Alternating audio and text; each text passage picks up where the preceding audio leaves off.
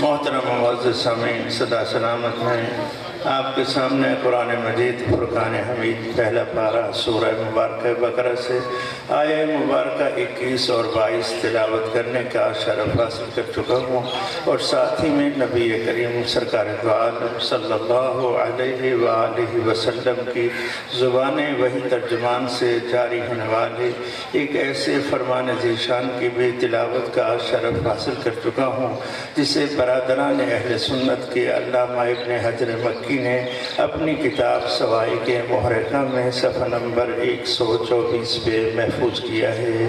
ابتدائی کلام میں قاضی شبیر حسین نے قرآن مجید کی آیات مبارکہ اور نبی رحمت کے فرمان ذیشان کو اس لیے تلاوت کرنے کا شرف حاصل کیا ہے کہ اپنے شیعہ سنی بھائیوں کو بتا دے کہ مذہب شیعہ اثنا عشریہ خیر البریہ کسی کے تصورات و تخیلات کا نام نہیں ہے، بلکہ یہ وہ عظیم مذہب ہے جس کی بنیاد اللہ کے قرآن پر ہے اور مصطفیٰ کے فرمان پر ہے۔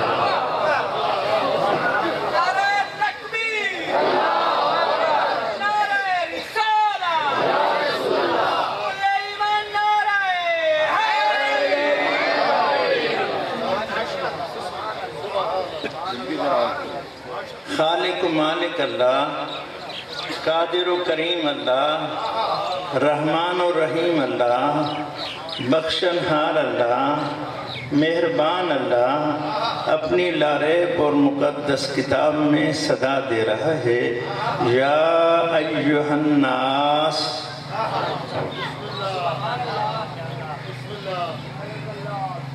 قرآن مجید میں پہلا الہی خطاب ہے، اور اس میں وسعت کتنی ہے۔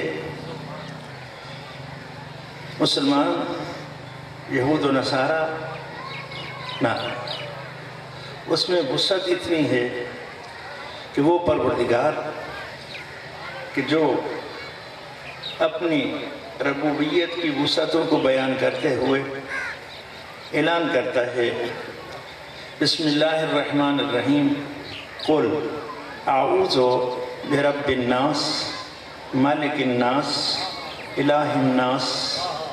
اے آمنہ کے لال، اے زہرا کے بابا، اے حسنین کے نانا، اے وجہ تخلیق کائنات، اے سید الانبیاء، اے اپنے سر پہ ختم نبوت کا تاج سجانے والے، اے رحمان الرحیم پروردگار کی طرف سے مجسم رحمت بن کر اس طرح سے دنیا میں تشریف لانے والے کہ تیری تشریف آوری پر نہ خدا خاموش، نہ فرشتے خاموش، نہ صاحبان ایمان کی خاموشی گوارا، صدا بلند ہوتی ہے، ان اللہ و ملائکتہ یصلون علی النبی، جس النبی کی آمد پر ہم خاموش نہیں، مومنو تم کیوں خاموش ہو؟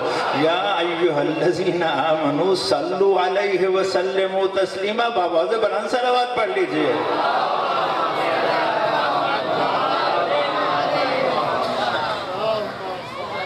آپ کہہ دیجئے اعوذ، میں پناہ میں آتا ہوں۔ کس کی پناہ میں؟ رب الناس، مالک الناس، الہ الناس۔ جو رب الناس ہے، جو مالک الناس ہے، جو الہ الناس ہے، اور جس نے اپنے محبوب کو بھیجا تو قرآن میں ان کی نعت خوانی کرتے ہوئے فرمایا، لوگو تمہیں یہ ذہن نشین کر لینا چاہیے، میں رب الناس ہوں، میں مالک الناس ہوں، میں الہ الناس ہوں، اور میرا یہ محبوب کافۃ للناس ہے۔ اور پھر جب اسی محبوب کے قلب مبارک کی بلندیوں پر قیامت تک کی انسانیت کے لیے سامان ہدایت بنا کر قرآن جیسی کتاب کو نازل فرمایا تو صدا دے دی، میں رب الناس، میں مالک الناس، میں الہ الناس، میرا محبوب کافۃ للناس، اور یہ کتاب ھدی للناس ہے۔ اسی وسعت سے صدا دی، یا ایہا الناس۔ عظمت پروردگار کی قسم، نہیں کہا شیعو جگ میں، نہیں کہا سنیو، نہیں کہا دیوبندیو، نہیں کہا اہل حدیثو، نہیں کہا مسلمانوں، نہیں کہا عیسائیوں، یہودیوں، ہندو نہ، کہا یا ایھا الناس، پروردگار کی یہ صدا اصل میں قیامت تک ہر اس فرد کو متوجہ کر رہی ہے جس کی صورت انسان میں انسانیت پائی جاتی ہے۔ صورت انسان میں انسانیت پائی جاتی ہے، اسے پکارا یا ایھا الناس۔ اب جس میں انسانیت ہے وہ متوجہ ہو گیا کہ پروردگار صدا دے رہا ہے یا ایھا الناس، انسانیت ہے تو لبیک، لبیک پروردگار، حاضر، حکم، اعبدو، توجہ، تم سب عبادت کرو، تم سب عبادت کرو، توجہ۔ پہلے ہی خطاب میں خدا نے یا ایھا الناس کی صدا کے ساتھ اعبدو کی لفظوں کو جوڑ کر اس بات کی طرف لوگوں کو متوجہ کر دیا کہ جو شخص میری عبادت نہیں کر سکتا اس کو انسان کہلوانے کا حق نہیں ہے، اگر انسان کہلوانا ہے تو اسے عبادت کا مرحلہ طے کرنا پڑے گا۔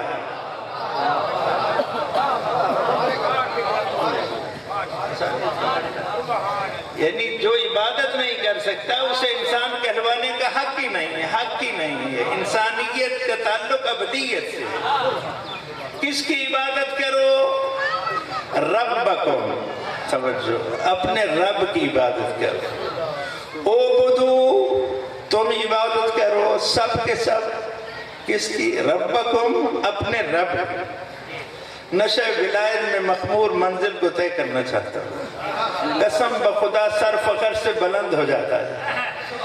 تان و طنز میرے مزاج میں نہیں ہے، دعوت دینا میرا حق ہے، توجہ، تان و طنز میرے مزاج میں نہیں ہے، دعوت دینا میرا حق ہے۔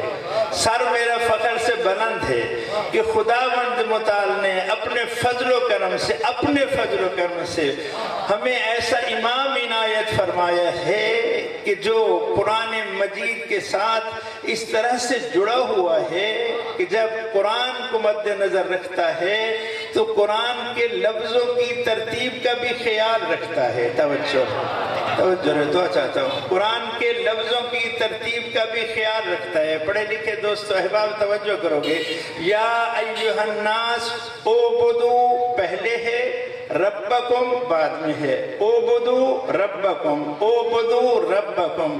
کائنات میں کسی کو اگر کوئی اور بزرگوار مل جائے تو ہماری رہنمائی کرے، ہم اس بزرگوار کو سلام کریں گے، اگر نہ ملے تو پھر آئے کائنات میں ہم اسے ایک ایسی ہستی کی رہنمائی کیے دیتے ہیں جو بارگاہ رب العزت میں آ کر حاضری دیتے ہوئے عرض کرتی ہے، پروردگارا کفا be عزن in اکون look Abida وکفا be فخرا ان تکون لی ربا۔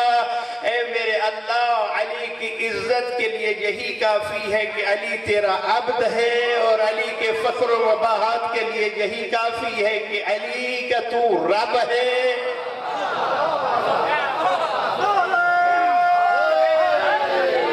نہیں، شاید ابھی جامع ولایت نوش نہیں کروا سکا۔ دوستو احباب، علی علیہ السلام یوں بھی کہہ سکتے تھے، یوں بھی کہہ سکتے تھے، یوں بھی کہہ سکتے تھے کہ میرے فخر و مباحات کے لیے یہ کافی ہے کہ تو میرا رب ہے، اور میری عزت کے لیے یہی کافی ہے کہ میں تیرا عبد ہوں۔ لیکن علی کو اتنا بھی گوارا نہ ہوا کہ اللہ اعبدو کی لفظ پہلے استعمال کرے، ربکم کی لفظ بعد میں لائے، تو علی بھی اس کی بارگاہ میں حاضر ہوتے ہوئے پہلے عبدیت کا بیان دیتا ہے، پھر ربوبیت کا تذکرہ کر کے بتاتا ہے۔ جو قرآن کی لفظوں کی ترتیب کا بھی خیال رکھے اسی کی شان میں تو پھر نبی قصیدہ پڑھ دیتا ہے، علی مع القرآن والقرآن مع علی۔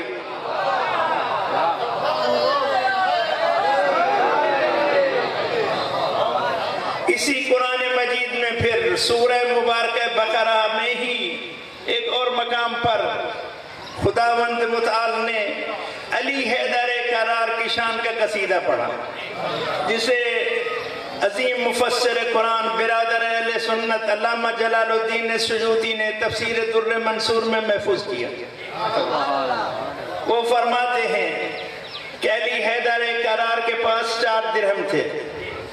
آ رہے تھے 4 درہم کمائے دن میں. آئے رات کا وقت تھا. 1 درہم رات کو ہی خرچ کرتے چلے آئے. پھر دن ہوا تو 1 درہم دن کو خرچ کرتے. پھر ایک سائل آیا تو اسے کو چھپا کر دے دیا. پھر ایک سائل آیا تو اسے سامنے علل اعلان دے دیا. 4 درہم تھے. علی نے راہ خدا میں آتے ہوئے رات کو ایک دے دیا, ایک دن کے سویرے میں دے دیا, ایک دکھا چھپا کے دے دیا, ایک دکھا کے دے دیا. لوگ کہتے ہیں تم علی کو مشکل کشا کیوں مانتے ہو؟ ہم کہتے ہیں علی نے تو اپنے عمل سے ہمارے بڑے مشکل مرحلوں کو آسان کیا ہے. آج تک لوگ الجھے ہوئے ہیں کہ کس طرح خرچ کرنا چاہیے راہ خدا میں. دکھا کے خرچ کرنا چاہیے یا چھپا کے خرچ کرنا چاہیے؟ رات کے اندھیرے میں خرچ کرنا چاہیے یا دن کے سویرے میں خرچ کرنا چاہیے؟ علی فرماتے ہیں مسئلہ نہیں ہے, نہ رات کا اندھیرا مسئلہ ہے, نہ دن کا سویرا مسئلہ ہے, نہ چھپا کے دینا مسئلہ ہے, نہ علل اعلان دینا مسئلہ ہے.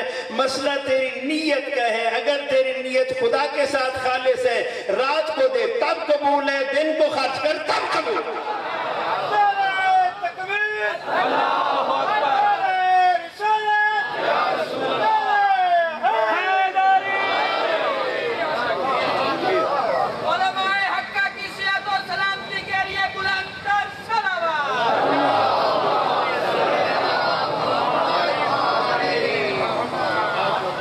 جلال الدین سیوطی برادر اہل سنت عظیم مفسر قرآن تفسیر در منصور میں تحریر کرتے ہیں. اس طرح سے علی خرچ کرتے چلے گیا ہے خدا میں. اس طرف سے عظمت حیدر میں خدا نے قصیدہ پڑھنا شروع کیا. الذین ينفقون اموالهم باللیل والنہار سرا وعلانیتا. توجہ. الذین ينفقون اموالهم باللیل والنہار سرا وعلانیتا.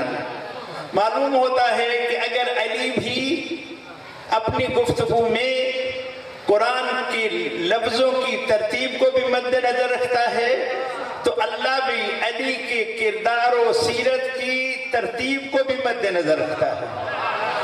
اللہ بھی کہہ سکتا تھا الذین ينفقون اموالهم بالنہار واللیل, لیکن نہیں کہا. اللہ نے بھی اسی ترتیب کو مد نظر رکھا. اللہ نے بھی یہ گوارا نہیں کیا کہ علی میری راہ میں پہلے رات کو خرچ کرے, میں دن کا ذکر پہلے کروں. نہ, میں بھی اسی طرح جس طرح علی خرچ کرتا گیا میں اسی طرح لفظوں کو جوڑ کر قرآن کی آیتیں بنا کر بتاتا رہوں گا کہ میرے نبی کو حق پہنچتا ہے کہ اعلان کرے علی قرآن کے ساتھ ہے. قرآن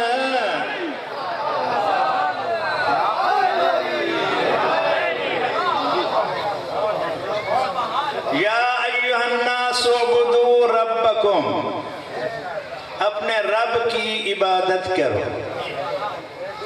اپنے رب کی عبادت کرو معرفت کے ساتھ. توجہ, معرفت کے ساتھ کہتے ہیں, معرفت کے ساتھ. حکم کے ساتھ کہتے نہیں, تم معرفت کے ساتھ. پروردگار حکم کے ساتھ کس کی مجال تیرے حکم کے سامنے سرتابی کر سکے؟ کہا ہمارے حکم سے عبادت کرنے والے موجود ہیں. جن کو ہم نے قیام کے لیے خلق کیا ہے وہ قیام میں, جن کو رکوع کے لیے خلق کیا ہے وہ رکوع میں ہے, جن کو سجدے کے لیے خلق کیا ہے وہ سجدے میں ہے, جن کو تسبیح کے لیے خلق کیا ہے وہ تسبیح میں ہے, جن کو تحلیل کے لیے خلق کیا ہے وہ تحلیل میں ہے, جن کو تمجید کے لیے خلق کیا ہے وہ تمجید میں ہے. ہم چاہتے ہیں کہ تم معرفت کے ساتھ ہماری عبادت کرو. پروردگار معرفت کے ساتھ تیری عبادت کریں گے تو کیا ہوگا؟ کہ معرفت کے ساتھ عبادت کرو گے تو معرفت کے ساتھ عبادت کرنے میں عبادت میں لذت بڑھے گی, اور جتنی لذت بڑھے گی اتنا عبادت کا اجر بڑھے گا. توجہ رہے دوست صاحبہ, جتنی لذت بڑھے گی اتنا اجر بڑھے گا. یہ لذت معرفت سے حاصل ہوتی ہے اور اس لذت پر اجر ہے. یہ بات ذہن نشین ہے. معرفت کے ساتھ عبادت کرو. معرفت کے ساتھ عبادت کرو. تم معرفت کے ساتھ عبادت کرو گے. معرفت سے لذت، لذت سے اجر. پروردگار اگر میدان معرفت میں کوئی ہستی تیری بارگاہ میں آ جائے اور یہ اعلان کر دے، توجہ، تیری بارگاہ میں آ جائے اور یہ اعلان کر دے، لو کشف الغطاء لمزدت یقینا، اگر توحید و امامت کے درمیان حائل شدہ پردے ہٹا بھی دیے جائے تو علی کی معرفت توحید میں کوئی فرق نہیں پڑتا. منزل یقین اس پر، اس منزل یقین پر.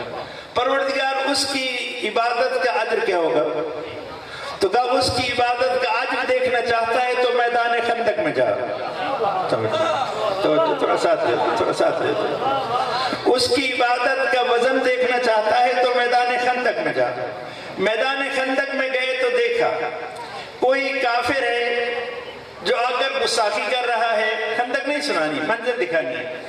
گستاخی کر رہا ہے، نبی رحمت اعلان کر رہے ہیں. ہے کوئی اس گستاخ کو انجام دینے والا؟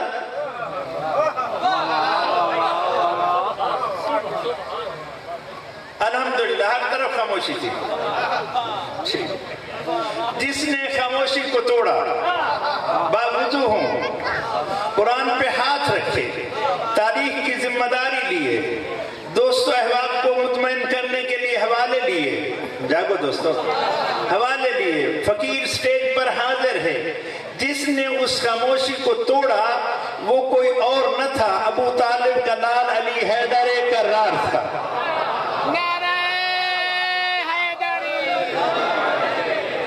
آپ خاموشی کو ایسے توڑیں گے، مولا علی نہیں تو ایسے نہیں توڑا تھا.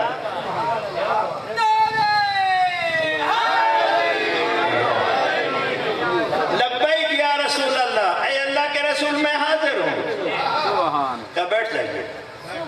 توجہ، بیٹھ گئے، بیٹھ گئے. فرقہ ہے کوئی؟ فرقہ لبیک یا رسول اللہ میں حاضر ہوں. کہا بیٹھ جائیے. بیٹھ گئے. توجہ، ہاتھ باندھ کے عرض کرتے ہیں یا رسول اللہ، ادھر دشمن للکارے جا رہا ہے، ادھر علی حیدر کرار لبیک کہے جا رہے ہیں، بھیجیں. آپ فرماتے ہیں قاضی خاموش، زبان حال سے عرض کر رہا ہوں. فعل الحکیم لا یخلو من الحکمہ، حکیم کا فعل حکمت سے خالی نہیں ہوتا. میں آج تمہیں علی کی معرفت کا ایک اور جام پلانا چاہتا ہوں. جو لوگوں نے علی کی معرفت کا جام پی رکھا ہے وہ یہ ہے کہ علی تلوار کا دھنی ہے. علی تلوار کا دھنی ہے. علی کی تلوار، علی کی تلوار، علی نے وہاں تلوار چلائی، وہاں تلوار چلائی، بدر میں یہ کیا، احد میں یہ کیا، خندق میں یہ کیا. ٹھیک ہے نا؟ علی کی تلوار، علی کی تلوار، علی کی تلوار. میں نگاہ نبوت سے دیکھ رہا ہوں کہ تمہیں پر ایک اعتراض کیا جائے گا، علی کی تلوار، اور پھر کہاں گئی وہ علی کی تلوار؟ یہ اعتراض. تو میں آج تمہیں علی کی معرفت کا ایک اور جام پلانا چاہتا ہوں. میں بلاتا ہوں، علی لبیک کہتے ہیں. میں بٹھاتا ہوں، علی بیٹھ جاتے ہیں. دشمن للکارتا ہے. توجہ رہے دوست صاحب، دشمن بالکل بادہ بنداز میں، دشمن للکارتا ہے. میں بلاتا ہوں، علی لبیک کہتے ہیں. میں بٹھاتا ہوں، علی بیٹھ جاتے ہیں. میں بتانا چاہتا ہوں علی تلوار کا فقط دھنی نہیں ہے، علی تو میری اطاعت کا دھنی ہے. اللہ اکبر.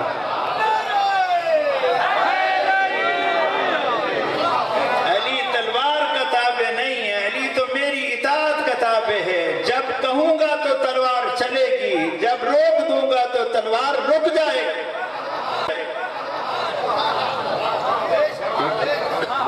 ایک بہت بڑے مسئلے کو حل کرنے کی کوشش کی. توجہ، جائیے. نہیں کہا جائیے، توجہ، کہا آئیے. دشمن تھا نا ادھر للکار رہا تھا، نہیں کہا جائیے، کہا آئیے. توجہ. یا رسول اللہ، دشمن للکار رہا ہے، بھیجیے ادھر، ادھر کیوں بلا رہے ہیں؟ کہا خاموش، ایک اور مسئلہ کرنا چاہتا ہوں۔ دعا کرو گے اس فقیر کو؟ آئیے، آگے اس پر سب کا اتفاق ہے۔ نبی رحمت نے اپنی ابا دوش علی پہ سچے، اپنی دستار سر اطہر علی پہ رکھی۔ بس جب دوستوں کو علی میں توجہ رہے تو صحابہ علی حیدر کرار میں کوئی نقص نہ ملا، توجہ، تو پھر انہوں نے ایک چھوٹا سا اپنی طرف سے نقص نکالنے کی کوشش کی۔ تھا فلاں بزرگوں کے قد بڑے تھے، علی کا قد تھوڑا چھوٹا تھا، نہیں توجہ فرمایا، یعنی علی کے نقائص میں سے جب نقص نکالنے لگے تو کہا علی کا قد تھوڑا چھوٹا تھا۔ ہم کہتے ہیں میں نہیں جانتا کہ علی کا قد بڑا تھا یا چھوٹا تھا، مجھے تو اتنا پتا ہے کہ شب ہجرت بستر رسول پہ چھوئے تو قد اتنا ہی تھا، اور میدان خندق میں ابائی تو قد اتنا ہی تھا۔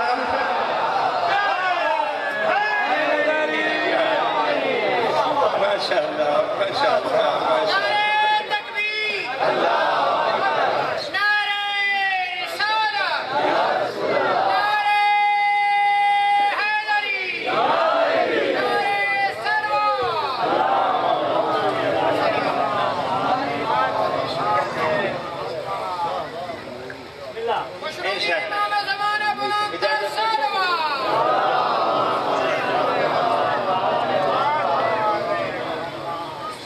توجہ ہے نا دوست صاحب، توجہ ہے۔ پروردگار جو مقام معرفت پہ اس منزل پہ ہو، اس کی عبادت کا وزن کیا ہوگا؟ یہی تھا نا عنوان۔ چھوڑ دی باقی باتیں، انشاءاللہ کبھی پھر زندگی رہی تو حاضری کا موقع ملا تو فقیر گزارشات پیش کرے گا۔ ادھر علی نے ضرب لگائی، ادھر کل کفر زمین پہ گرا، ادھر سید الانبیاء نے ترازو عدل نبوت سجایا، ترازو عدل نبوت سجایا۔ اب علامہ صفدر حسین نجفی مرحوم آل اللہ مقامہ و نور اللہ مرکدہ استاذ العلماء کے یہ جملے ہیں جسے ابو ذر زمان کہہ کے قائد ملت جعفریہ نے یاد کیا۔ بتائے دیتا ہوں کہ انہوں نے کیا فرمایا۔ جب ترازو عدل نبوت سجا، یہ فقیر کی لفظ ہیں، ترازو عدل نبوت سجا، ایک پلڑے میں علی کی وہ ایک ضرب رکھی گئی اور دوسرے پلڑے میں ثقلین کی بندگی رکھی گئی۔ تو نبی رحمت نے پھر بھی وزن کرتے ہوئے اعلان کیا، ضربت علی یوم الخندق افضل من عبادت الثقل۔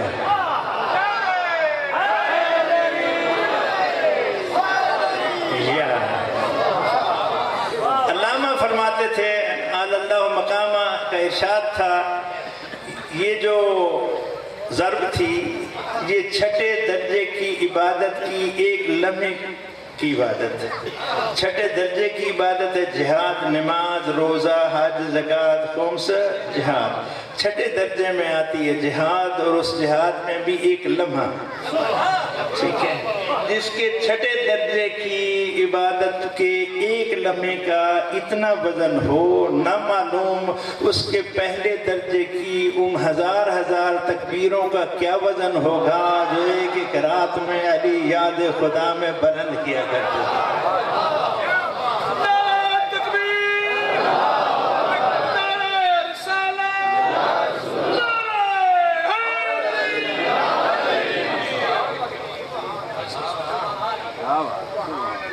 یا ایھا الناس اعبدوا ربکم، پروردگار ہم سے کس معرفت کا تقاضا کرتا ہے؟ کہ پہلے مرحلے میں تم سے جس معرفت کا تقاضا کرتا ہوں وہ یہ ہے کہ تم خالق تسلیم کرو، الذی خلقکم والذین من قبلکم، مجھے رب مان کے میری عبادت کرنے والوں، پہلے مرحلے میں مجھے اپنا خالق تسلیم کرو۔ بات تمام کر رہا ہوں، مجھے اپنا خالق تسلیم کرو۔ تمہارا خالق بھی میں ہوں اور تمہارے آباء و اجداد کا خالق بھی میں ہوں۔ خالق میں، خالق میں، خالق میں ہوں۔ الذی خلقکم والذین من قبلکم، پروردگار خالق مان کر دامن وقت میں گنجائش تمام ہو چکی ہے۔ خالق مان کر اگر تیری عبادت کریں گے تو فائدہ کیا ہوگا؟ کہا خالق مان کر میری عبادت کرو گے تو ہو سکتا ہے تمہیں مقام تقوی نصیب ہو جائے۔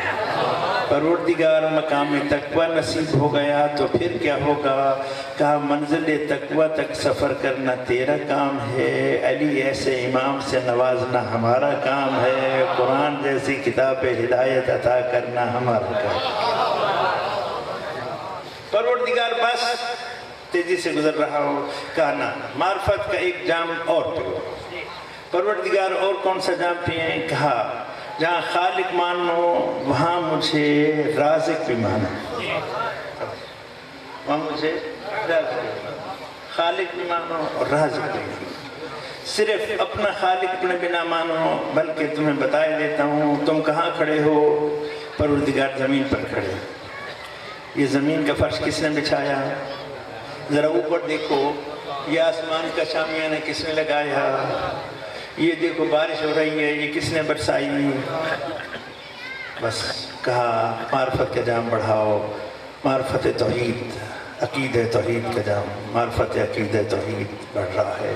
الذی جعل لکم الارض فراشا والسماء بناء وانزل من السماء ماء فاخرج به من الثمرات رزقا لکم، بارش کے ذریعے سے پانی برسا کر ہم نے زمین کے سینے کو چاک کر کے تیرے لیے ثمرات کی صورت میں رزق پیدا کیا۔ فلا تجعلوا، بالکل قریب آ گئے، فلا تجعلوا للہ اندادا، تم نہ بناؤ، تم نہ بناؤ، تم نہ بناؤ، تم نہ بناؤ، سننے والوں تم نہ بناؤ، بزرگوں تم نہ بناؤ، جوانوں تم نہ بناؤ، موالیوں تم نہ بناؤ، علی والوں تم نہ بناؤ۔ فلا تجعلوا للہ اندادا، اللہ کے شریک۔ مولانا صاحبان کافی موجود ہیں، قبلہ محترم بھی تشریف فرما ہے۔ فلا تجعلوا للہ اندادا، تم نہ بناؤ، تم نہ بناؤ اللہ کے لیے کوئی شریک۔ قسم بخدا اگلے لفظوں پر کائنات قربان کر دیں تو کم ہے۔ تم نہ بناؤ، تم نہ بناؤ، تم نہ بناؤ، تم نہ بناؤ اللہ کا شریک، تم نہ بناؤ اللہ کا شریک، تم نہ بناؤ اللہ کا شریک۔ فلا تجعلوا للہ اندادا، تم نہ بناؤ اللہ کا شریک۔ کیوں؟ وانتم تعلمون، کوئی اور جانتا ہو یا نہ جانتا ہو، تم تو در حیدر سے ولایت حیدر کا جام پیتے ہوئے اتنی معرفت رکھتے ہو کہ اللہ کا کوئی شریک ہے ہی نہیں، تم شریک ٹھہراتے ہو علی ولی اللہ ہے، تو اور کسی کی کیا جرت ہے کہ وہ اللہ کے مقابلے میں؟ وَأَنْتُمْ تَعْلَمُونَ، تم جانتے ہو، تم نہیں جانتے؟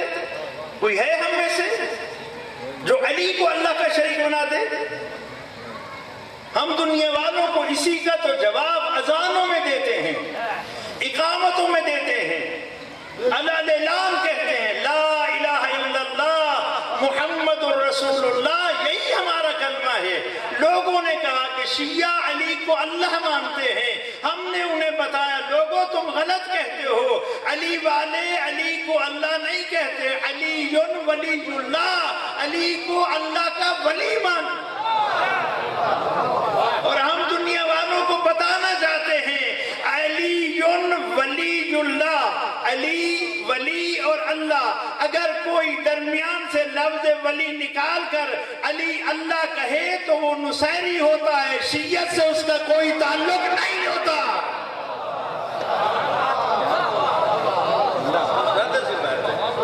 نعرہ تکبیر، نعرہ رسالت،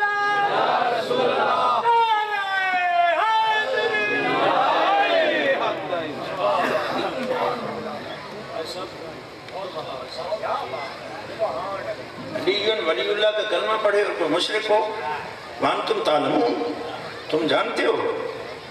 اگر کوئی اللہ کا شریک بن سکتا تھا، اس سے پہلے جناب محترم مولانا راہبر صاحب پڑھ رہے تھے کہ نبی کریم نے فرمایا کہ میرا علی مثل عیسیٰ ہے، پڑھ رہے تھے جی، بات واضح کر رہے تھے، اصل میں اسی بات کو کھول رہے تھے، میں آپ کو متوجہ کیے دیتا ہوں۔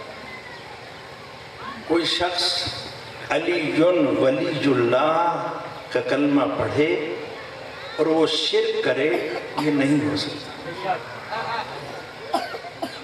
باوضو عبادت سمجھتے ہوئے اس عالم پیری میں سر پہ قرآن رکھے، اس ذکر عبادت میں آپ کو بتائے دیتا ہوں، خوب ذہن نشین کر لیجئے۔ مجھے مرتے وقت دولت ایمان نصیب نہ ہو اگر غلط بیانی کروں، لیکن آپ بھی اپنی خبر لے لیجئے۔ علی ولی اللہ وسیع رسول اللہ کا کلمہ پڑھ کر ہم دنیا والوں کو بتاتے ہیں کہ ہم علی حیدر کرار کی عزت و عظمت کے جس قدر بھی قائل ہو جائیں، تمام تر عظمتوں کے بعد بھی ہم علی کو اللہ کا ولی مانتے ہیں، رسول کا وسیع مانتے ہیں۔ جو علی کو اللہ مانے، جو علی کو رسول بنائے یا رسول کے مقام پر سمجھے، رسول سمجھے، نہ علی نہ اللہ ہے، نہ علی رسول ہے، علی اللہ کا ولی ہے، رسول کا وسیع ہے۔ اور جو بات کسی کے ساتھ ہماری اختلافی ہے تو وہ اختلافی بات بس اتنی ہے، وَخَلِيفَتُهُ بِلَا فَصْلٍ، وہ بھی ہم نے آنکھیں بند کر کے نہیں مان لیا، سوچا ہے، سمجھا ہے، غور کیا ہے، فکر کیا ہے، بزرگوں کی سیرتوں کو پڑھا ہے، بزرگوں کی صورتوں کو دیکھا ہے، کتب تواریخ کی سیر کی ہے، احادیث کا مطالعہ کیا ہے، بیانات نبویہ کو دیکھا ہے، پھر جا کر ہمیں اس مقام پر رسائی حاصل ہوئی ہے کہ بعد از مصطفیٰ جسے خلیفہ بلا فصل ہونے کا حق حاصل ہے وہ ابو طالب کا لال ہے، کوئی اور نہیں۔ بس بس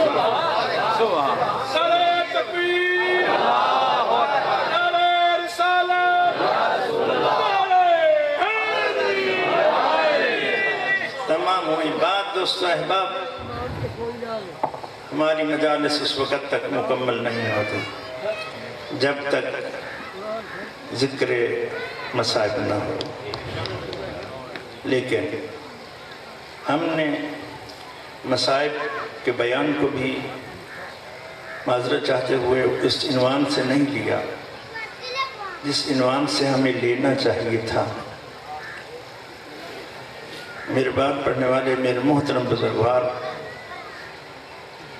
بہترین مصائب خان ہیں، شاید ڈڈھیال مدرسے کا جلسہ تھا، قبلہ ہی پڑھ رہے تھے کہ آل محمد کو جو کچھ خدا کی طرف سے ملا انہیں فضائل کہتے ہیں، اور جو کچھ امت کی طرف سے ملا اسے مصائب کہتے ہیں۔ قبلہ سے پڑھے ڈڈھیال مدرسے سے۔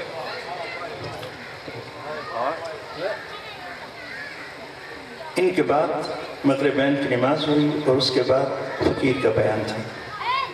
تو فقیر نے عرض کیا کہ بزرگوار نے بیان کیا کہ جو کچھ آل محمد کو خدا کی طرف سے ملا وہ فضائل، جو کچھ امت کی طرف سے ملے وہ مصائب، اور جو کچھ آل محمد کی طرف سے ہمیں ملا وہ ہدایت۔ خدا نے آل محمد کو فضائل سے نوازا تو ہماری ہدایت کے لیے، آل محمد نے امت سے مصائب کو برداشت کیا تو ہماری ہدایت کے لیے۔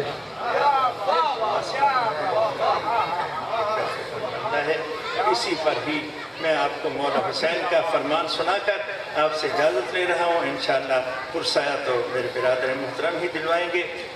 صاحب تذکرۃ الخواص علامہ سبت ابن جوزی نے تحریک کیا ہے کہ زہرا کلال مدینہ چھوڑ چکا تھا۔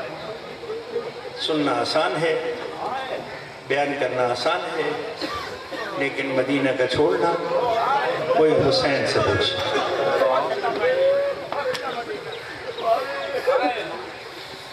مجھے تو یہاں پر بزرگان کے بیان سے جو ایک جملہ ملا ہے، بزرگ علماء کے بیان سے، وہ یہ ہے کہ حسین آئے، نانا کی قبر کو سینہ سے لگایا اور کہا نانا جان، نانا جان، حسین الوداع کرتے ہیں آپ سے، نانا تیرا شہر چھوڑ رہا ہوں، نانا میرے سامنے دو چیزیں آ گئی ہیں، ایک طرف تیری قبر آ گئی ہے، ایک طرف تیرا لایا ہوا دین آ گیا ہے، نانا اگر تیری قبر کو پیارا کروں تو تیرا لایا ہوا دین پامال ہوتا ہے، میں نے فیصلہ کر لیا ہے میں پامال ہوتا ہوں تو ہو جاؤں، تیرا لایا ہوا دین پامال نہیں ہونا پائے۔ بزرگ علماء کا ایک جملہ آپ تک منتقل کرنا چاہتا ہوں، اس کے ساتھ ہی میں امام حسین نے نانا سے کوئی ایک ایسی بات کی کہ قبر رسول لرز گئی۔ وہ بات کیا تھی؟ نانا جان علم امامت سے جانتا ہوں، جگر تھام لکھے، نانا جان علم امامت سے جانتا ہوں، کوئی اور مڑ کے آئے یا نہ آئے تیرا حسین نہیں آئے گا۔ نانا جان علم امامت سے جانتا ہوں، کوئی اور مڑ کے آئے یا نہ آئے تیرا حسین مڑ کے نہیں آئے گا۔ قبر حسین لرز گئی اور قبر سے صدا آئی، میرے حسین اگر تو نہیں آئے گا تو تیری زیارت کو ہم کربلا چلے آئیں گے۔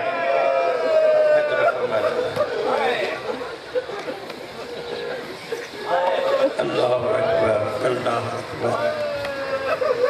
قطب مقتل میں ملتا ہے تمام انبیاء شب جمعہ، برادر محترم کے وقت کا احساس ہے، تمام انبیاء شب جمعہ باذن خدا کربلا آتے ہیں۔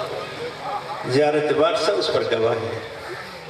آدم آتے ہیں، حسین میرا سلام، نوح آتے ہیں، حسین میرا سلام، ابراہیم آتے ہیں، حسین میرا سلام، موسیٰ عیسیٰ آتے ہیں، حسین میرا سلام، اور پھر ایک آواز اٹھتی ہے، حسین نانا کا سلام۔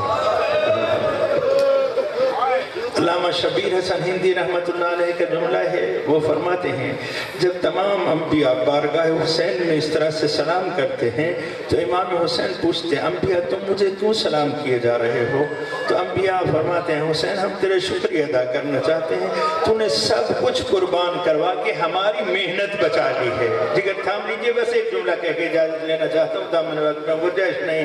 علامہ شبیر حسن ہندی رحمت اللہ علیہ کا جملہ ہے، وہ فرماتے ہیں پھر امام حسین علیہ السلام فرماتے ہیں انبیاء تم اس لیے مجھے سلام کیے جا رہے ہو کہ میں نے تمہاری محنت بچائی ہے، تو تم شکریہ ادا کیے جا رہے ہو؟ تو ہاں، پھر میں شام جاتا ہوں، اس بی بی کا شکریہ ادا کرتا ہوں جس نے ننگے سر بندے ہاتھوں بازاروں اور درباروں میں بے پلان کے اونٹوں کی پشتوں پر بیٹھ کر خطبے دے کر میری محنت بچائی ہے۔